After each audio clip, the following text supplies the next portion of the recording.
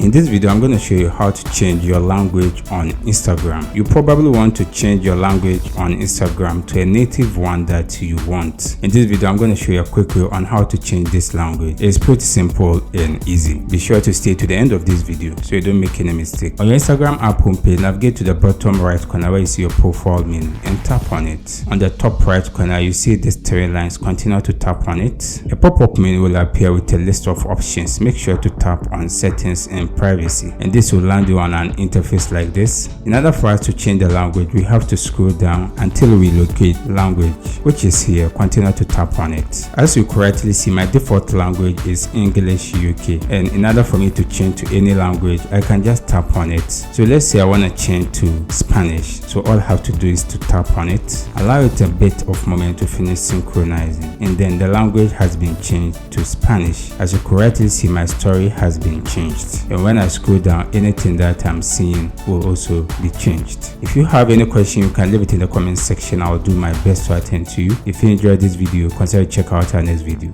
See you in the next video.